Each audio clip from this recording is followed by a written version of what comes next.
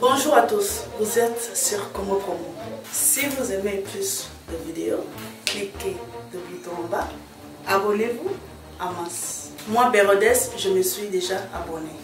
Il reste que le Congo Promo de Fatih, Bolanda Congo Promo pour Ezolo ma vérité. Avec Congo Promo, it's not the same. C'est pas pareil.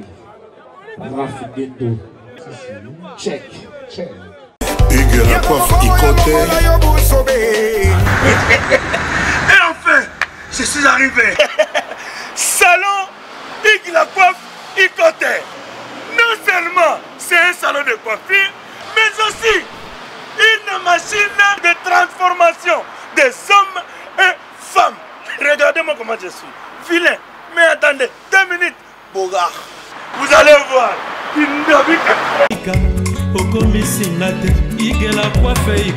Hugues la coiffe Ikote, votre salon de coiffure mixte afro-européen situé sur la Nationale 3 au 174 avenue Aristide Briand, les pavillons sous bois. Pour plus de précisions, veuillez nous contacter au 01 41 55 00 00 ou encore sur notre site huguelacoiffeikote.com. Nous sommes ouverts tous les jours de 8h à 20h, même les jours fériés. Hugues la coiffe Ikote, l'homme qui coiffe la ville. Hugues la coiffe Ikote, le salon de coiffure mixte afro-européenne de proximité. Au 174 avenue Aristide Briand, les pavillons sous bois sur la Nationale 3. Un seul numéro, 01 41 55 00 00. La beauté de votre chevelure chez votre frère. Hugues la coiffe Ikote, même père, même mère. Chikicha, chikicha, cha cha. La beauté peut tout changer. Salon Hugues la coiffe Ikote. Quelle beauté! Sexy pour les femmes, dindindi pour les hommes. Descartes Construction et yeah! Fini l'inquiétude pour la réalisation de vos constructions de rêves en RDC au prix imbattable. Grâce à votre entreprise installée en RDC uniquement pour vous, spécialisée en construction, réfection, bâtiments, immeubles, vente de terrains, travaux publics, avec les ingénieurs architectes qualifiés au prix incroyable. Descartes Construction est aussi spécialisée en luminosité des bâtiments et éclairage public, installation des systèmes d'alerte, intrusion pour des maisons et véhicules et tout d'autres services. Nous acceptons aussi les paiements par tranche au prix incroyable. Pas d'hésitation avec Descartes Construction. Vous serez jamais déçus. Pour tout contact, notre email est descartesconstruction@gmail.com. Notre numéro de contact plus 447 93 92 82 813 et appelez-nous pour Kinshasa plus 243 89 91 56 86 2.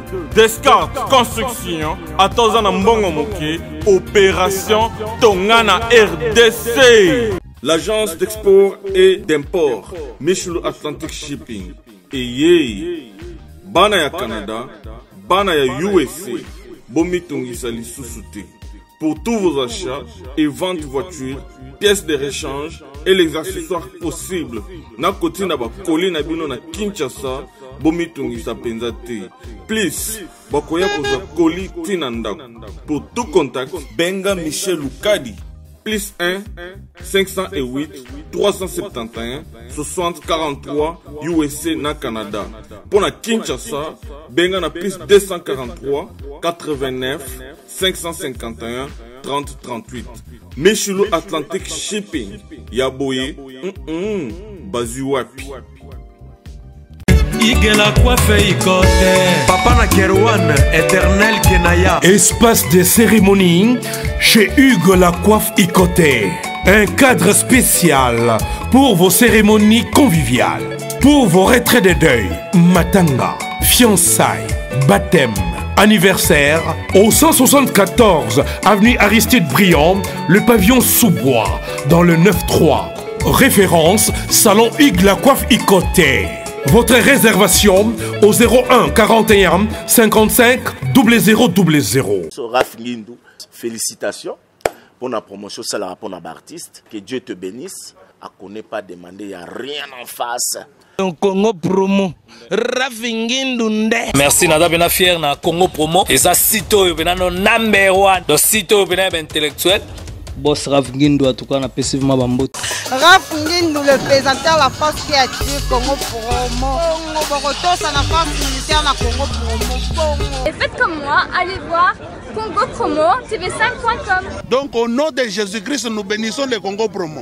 Avec Raph Nguindou, Congo Promo ne tombera jamais. Piccolo Congo Promo nde. Ouais, balobi Raph Nguindou.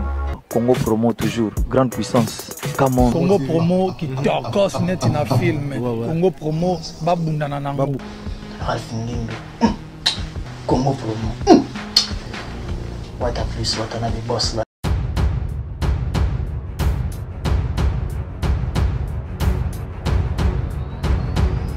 Mesdames, Messieurs, je suis très heureux que vous êtes nombreux pour suivre cette grande émission, Code 9, émission socio-culturelle, au cours de laquelle votre humble serviteur que je suis, je reçois des invités. Dans le cadre de ce nouveau numéro, ici nous sommes dans la commune de couloir qui à travers le monde, en tout cas, au boulevard qui ambiance peut y quelque part et Kabwana quoi. Centre-ville d'un côté au boulevard qui monte des ans quoi. En tout cas, grand merci à vous tous qui nous suivez à travers le monde. Dans le Bamingité, trêve de verbiage, mesdames, messieurs. Na invité dans Gaï. Il y a kako ya Théo Couteau na a Théo Zora à pied levé. Depuis la ville, depuis la Grande-Bretagne plutôt, je suis Chingoma de Liverpool, le papa de Normandie. Elle a monié l'Américain. L'Américain. Bon retour hein. Merci frérot. Le bnato la ndio na kimota bnato la ndio na kimota au bando atala biso à travers le monde en tout cas bele ba ne sama monde pour la énième fois cette émission de Kimola bonne semona d'abord boni l'artiste héritier Watanabe Ngamour na très bien, je pense que bah mon amour ventre moi ça va l'artiste la poule gamoto na tembe l'homme le plus compliqué du monde Azana épée bien makasi donc biso surtout en tout cas, pour moi, encore une fois, le papa de Normandie, le nouveau papa, je suis un maman, le patron de la maison de Joseph, on est ensemble, toi-même tu sais, et puis je vous aime beaucoup. Je dis, moi, ça va être moi bref aperçu. Il y a Mobembo, parce que et puis Mobembo l'équipe très bien, Tobetaki 3 concerts. Premier concert ciné Atlantico, Kitoko comme d'habitude. Deuxième concert terrain à Malia, Kitoko on a eu de vidéo 9h. Et puis troisième concert piscine Alvalade, avec concert de revoir. On a écouté donc on a habité sur le Bani. Et après tout zongi Kinshasa dimanche, Tobetaki na Freebox. C'était l'hommage à Papa Wemba, donc on rend qui hommage. Et puis toujours continuer le programme et belé na surprise. En tout cas, au moins bref aperçu on a essayé bandeko ba la biso malamu mais tout côté na l'actualité parce que Dadimo la yoza on a dit quand tu parles né la message toi tu portes la parole de la team et de l'artiste héritier Watanabe et puis gérer côté marketing. Dadimo là quand le département na yo je tiens à marquer tout mais là on a monté parce que il y a eu des émissions et des émissions qui ont été élaborées par rapport à ça. Compte tenu, il y a des gens qui m'ont appelé personnellement, qui m'ont écrit. Ils m'ont appelé parce que l'information elle est meilleure lorsqu'elle est prise à la source. Source, ils ont représenté la team Rwanda dans le département de la communication. Et les humains ont la communication, ils ont le rôle à tout automatiquement affecté. Pour autres, gérer de ce il y a consort, il y a sœur Nabiso, la baronne, il y a S-Grave Moukou à Bongo, Moutomaele, Boigné Bélé. Dans la bande qui les vieux Google, na YouTube. Alors Biboui, hier en tout cas Maëlle na Yesuki. Batu o bazo condamné. Bo bakisa Maëlle. Nani atonga te na mokili. Donc bolingi a porté Karine plainte. Si quoi rolobani na juge. Mwana mwasi abande ko tonga ngana mobali na ye. Ba fo esebimi. ata juge kutu amona mutu ayo porter plainte na ebité so ya monena sapeti mutu nyonso to atongaka mutu nyonso to atanga pe komba mutu na ndenge ya mabe tout comme c'est na ndenge ya mabe na ndenge ya bien tout comme c'est na ndenge ya mabe sapeti ba o ba moni ki affectaki bango ba ozongo na ndenge bazozwango na lobaki te pardonner ka Karim Mokonzi c'est l'être humain aza humain net biso asumuka kape donc c'est tout ce que moi je peux dire pour gérer un normal parce que biso pena basi na biso de tonga nako sola pena Angela Mbenza na tonga pe mutu moko na tonga pe matope ozomona siko yende soki a enregistré ngo bimisi yango wana ezaye mais to tonga ata yo peut-être lelo tango la mukaki peut-être pe au banda pe ko tonga mo mutu moko pe kotonga ko dia na péché moko naturel pour équipe eza passe kotonga na kolula ya ba péché moko ekola biso na soki olandi voice wana oyokake bazo lobela mutu na mobile na ye donc bazo tonga mutu na mobile na ye mobile kuto zo inciter ye ya koloba c'était ça. Si mais en fait là ce sujet moko sensible dans la mesure où ils ont fait couler beaucoup d'encre et de salive. Et Kaboli Bakan, commis quand tel, mais ça laisse à désirer. Parce que dans tout ça, nous vendons quelle image de notre pays vis-à-vis de la diaspora ça ne nous grandit pas, ça ne nous... comment dire? Ils ont affermi les bissotés, ils ont fait ça une image. Nous allons condamner qui? Nous avons mis ici une image. Parce qu'il y a une image sur la Tchango, il désagrément et vous allez bélir. Pourquoi il y a un Tchango pour la YouTube? Image botonga qui yona moi c'est là. Mais c'est qu'on a niveau à la politique personnellement parce qu'on a des manières qui sont automates. Son niveau est mort la politique parce que d'abord là aux sans ignorer na ba réseaux sociaux en tout cas et l'autre pas mal notamment ils appellent bande comme sous yo tu as besoin d'opinion nyonso pour na ba bazo estimer que à chaque fois que la baronne à ça comment ba colibé na et ba attaque na qui l'artiste Watanabe a montré sur ses chevaux net ici côté. Mais quand il s'est agi des monstres, c'est quoi? À mon ipna, Wata a approché un monstre pour le atténuer. Oui, Bakolibé, on a les Alandeni. La Katanga va combo Batuto, il n'est que la Andeni. Donc, la Tkala Oyo Kate Karina Tangi combo Moutou. Mais cette fois-ci, il dit la combo à monstre d'amour. Yango Moni peut-être que non à l'obino, il faut à Benga, Kulutunaye, Basolo là. Le temps où va combo batouté. Moi, je peux vous baigner, ça a été. Pour vous bander, ni qu'il y a un temps à combo matou. En tout cas, Bandeko Bata la biso. En tout cas, ça a été moi tout lié à Mouké. Dans la langue pasteur, dans la langue soigné. On a des mots comme dans la commentaire. Chroniqueur, on a un pasteur. Place, on a YouTube exact. Chroniqueur, pasteur, a fait si on botte. On a des mots à comment venir.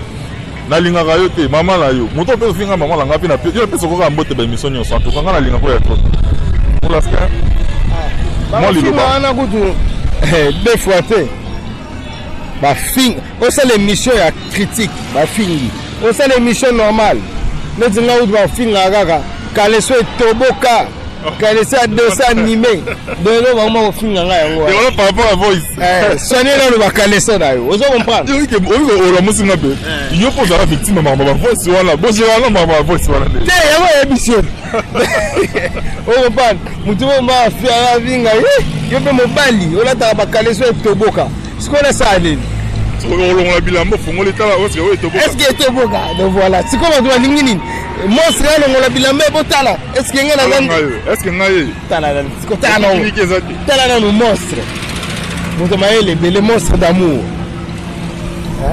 sikoyo yemo walobaki na justice pardon mokonzi bakomelaka ye SMS na français te mais français sikoyo longola bilamba po alakisa bato na français to na langue nini avec quelle intention voilà donc omona ke ba voice oyo ma mususu elobama na ba voice ton internet ezala nango lokuta on se comprend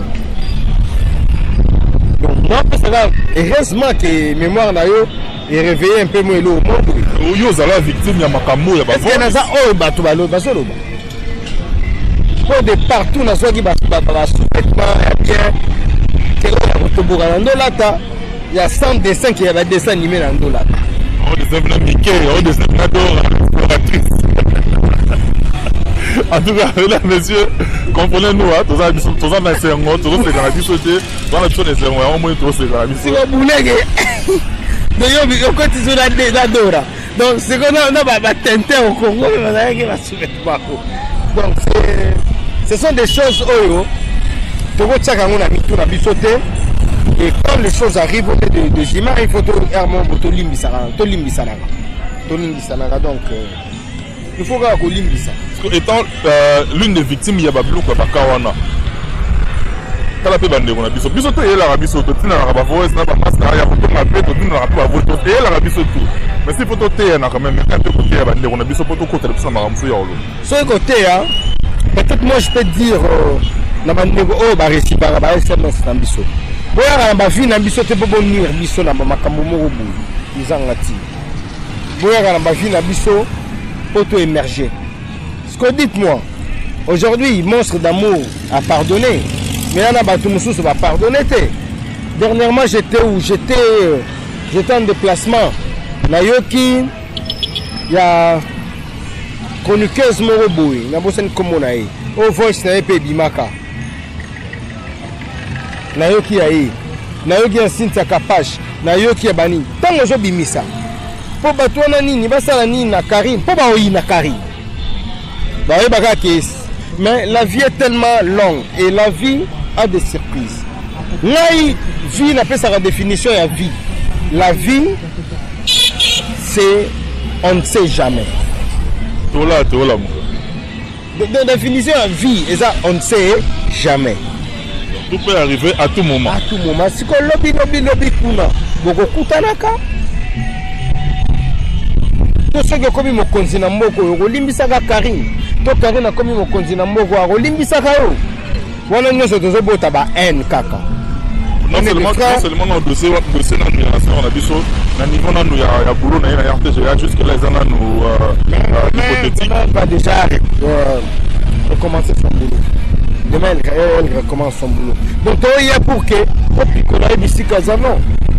Là, votre belé ils ont compté la Karine. Karine pas vraiment mususu pe bien tenga pe na sepela te. Ce monde. Mais tant que Karine peut-être dans le makambo Karine a ça. Ils ont voice ya kala mutu on a joué à Bimisi et c'est Karine a ça. Ba solo la ngopé kala peut-être une année passée. Voilà. En tout cas grand merci. Il y a une phrase française qui nous dit qui veut noyer son champ l'acquise des rages. Donc, on a noyé Karine. Yango a acquisé na makambo nyonso. Nandenga bien. Mais automatiquement elle résout ta Karine, résout la taper la team parce que Karine a déjà azam moko ya bino bunda rapé pour la bino la taper. Ngai nazo zwa Karine, moko ya ba journaliste ya moko, moko ya ba chroniqueuse ya moko. Na le ngona contexte team wata. Il faut balatisa ngone bino ba journaliste. Comme ils ont directement la team, Dieu soit béni. Donc, Lélo, il faut comprendre que Karine, c'est une force. Et puis, Lélo, parfois, ils sont en train de faire ma peau, ça l'appelle monstre bien. Pour monstre, zongi sous son actualité. Les petits bonbons de la sagesse, non, ma cambo, et il bâtir ça sous ma cambo belé. Donc, voilà. Après, on a la démission, mon monstre, Robert, a 100 000 vies.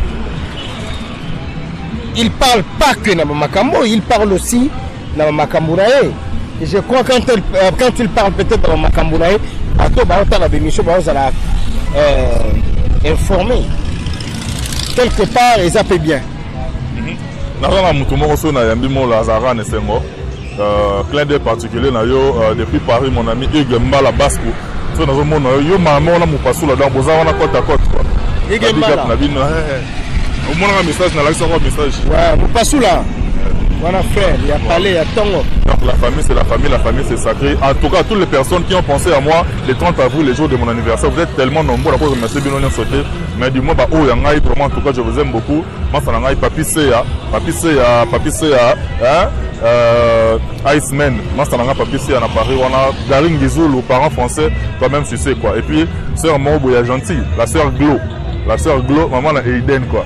En tout cas, tu es très gentil, en tout cas, que Dieu te bénisse. Nous sommes en la team moi. Nous qui sommes la seconde direction. Déjà, t'attends à Bogota qui boye. Bokelwanda, Nadja Lelo. On a beaucoup de combola, beaucoup de salles, ceux qui commencent à s'occuper de ça, oh, ça m'a qui a débat. Il y a musique intelligente. Oh, tu peux si court dans Luanda. Il y en a 2 fois. 2 fois, 3 fois, on est à 4e fois. Plutôt 4e fois. Donc, avec ça court en musique intelligente, peut-être tu peux si un solo. Mamaso va pas Maranangola, va jouer court et solo. Blaguité. Qu'est-ce qui a été fait dans la tournée? Oui, ça maintenant la tournée précédente. Tu peux si musique intelligente. Na kaina biki va toi oko. Là, na biso. Oh, beaucoup de na salle na Atlantique, on va kaina biki oko. Kaina biki va zo comme musique intelligente. Bazo par quelle intention? Bazo paraphraser ba solo vocal ya Boka. Na banzemo ba comme to pesi oyo musicien mo ba petit kala opesa na ngola te mais cette fois-ci toujours c'est la kaka c'est la kaka ni toi qui est so ngola abeta bisiko to beta oyo kansango en tout cas Jani célèbre cameraman responsable azawana mobola le bon plan garçon mo ya mwindo taille mo ifanda boy azoka linga biso image ba bata na monde entier. En tout cas, encore une fois, beaucoup de respect, je vous aime beaucoup. Pour l'instant, il y a un élisou sur Nani. On dit là, on a boché ce qu'on a barrière. Tu barrière, tu as aucun na bango, n'angola. Mais une chose, kaka, babeta bisiko biso to beti. Oyo kansa.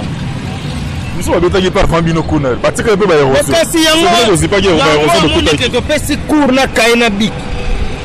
Non, mais l'intention, il y a redosé tes bézates apparemment. Quelle intention? Quelle intention? Juste une là, quelle intention on a dans les bons?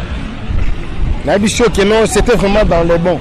Le petit ndoulé est solo, de Sali Makambo, peut-être Batubélé va salater. Et cette fois-ci, toujours à la Ngambou End, la Kolwezi. Pour Kolwezi, tu tika qui Kolwezi, pour vous allez na bandoulé l'Angola. Total la Kolwezi, total la paix End. On va bien.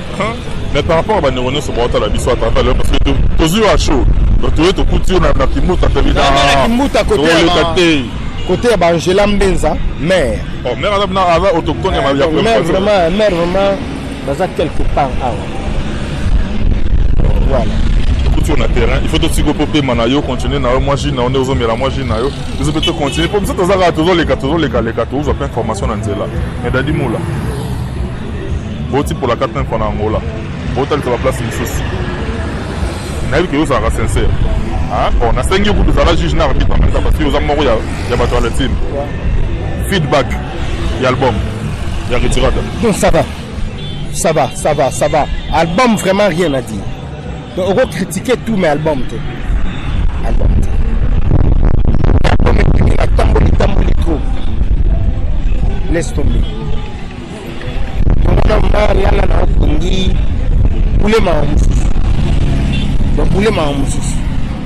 C'est sous question nango. Ouais. Retirade na chango pembeni. Album nini ya artiste nini oyo yo kezo beta pe na Luanda sérieusement pour yo tikuna.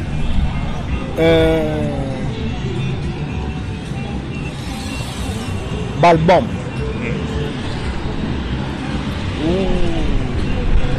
Vous avez les montants. Il y a tout vraiment. Oh, il est dans sa boss.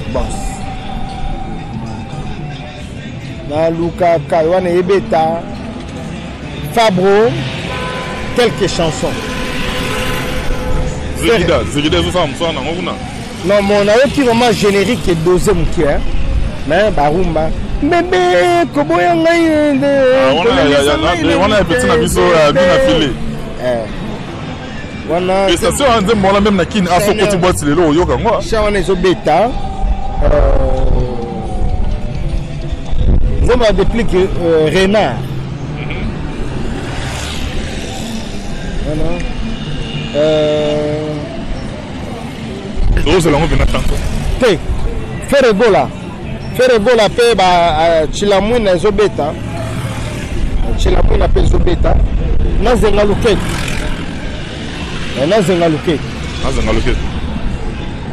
bon panzi kuna bozo kama album ya ba ndeo na biso kuna na ninga libanda ezo kota na ba communauté mususu to ezaka na nzembo na biso ba communauté na biso seul album est côté la communauté angolaise ça retirada mais pas ça l'effort et côté ça la bien vous allez honneur toujours il y a pays na biso sans te flatter et sans faire de polémique.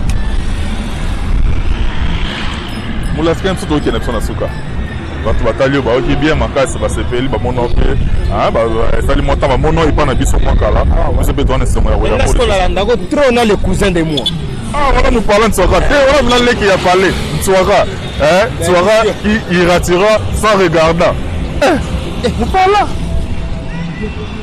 David. Petit David. Il retirera sans regardant. Ça tombe dans la hausse de l'intermédiaire. Tswaka. Non, les cousins de moi. ABC. Non, bah, oh, yo, en tout cas, au bataillon, on a mon entier. Bah, c'est Peli Kabona, bah, on a moins un dernier message pour toi. On a tous Rwanda, il y avait 443 depuis quelque part hasard au CPLA. Et puis la sister Ingrid Moutello. Depuis Las Palmas en Espagne. Des gros bisous à la sister. On a une émission. On a un tour côté ma beau-frère. Et puis voilà quoi. Donc je suis là. On a un matou, on a mon qui ça va. On a là. Mon papa Christian Vemba. La maman Chantal Vemba. Il y a Jorgi Samba.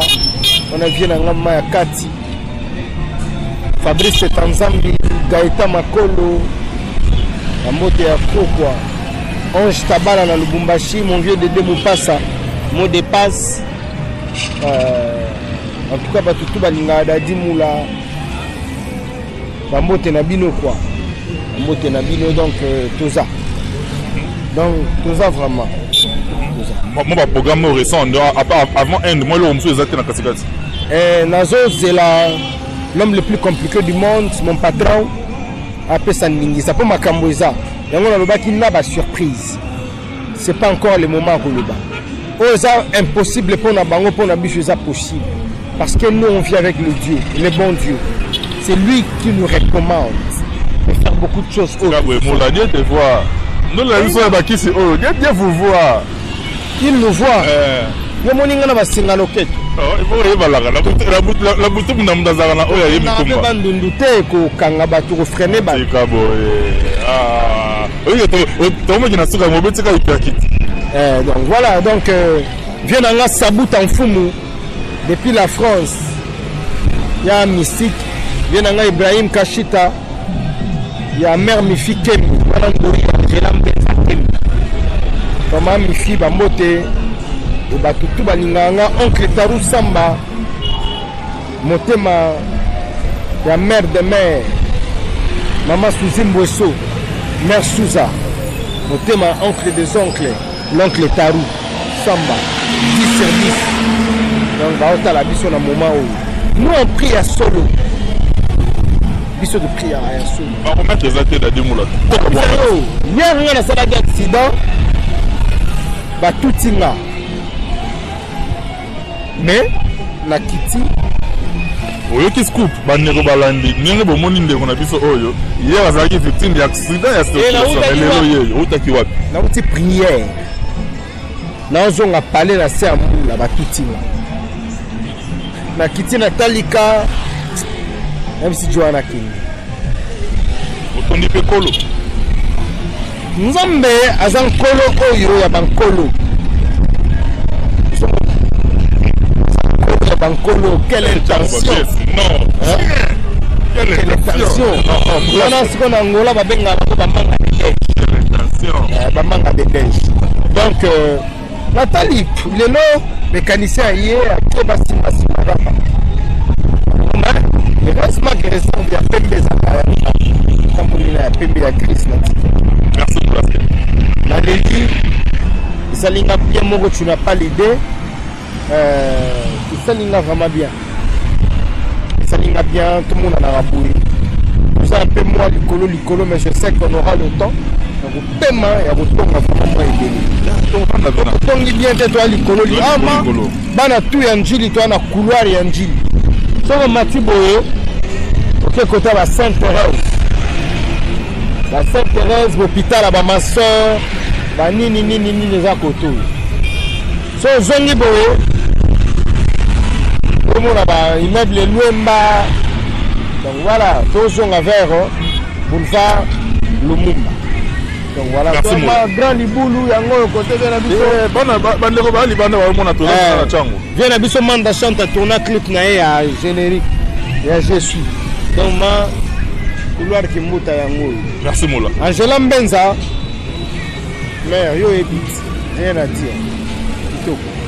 En tout cas, mesdames, messieurs, nous on est pratiquement arrivé à la fin de cette émission. Si vous avez aimé, dites merci à Gianni, célèbre caméraman et responsable derrière la caméra.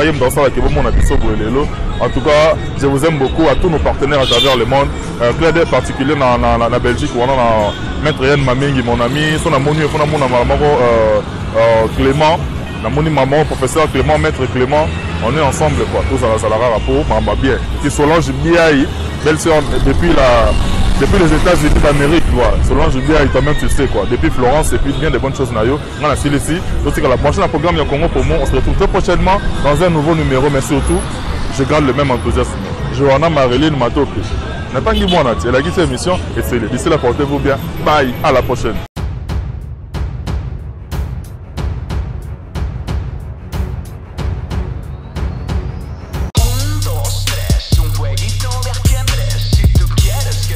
Bonjour à tous, vous êtes sur Congo Promo.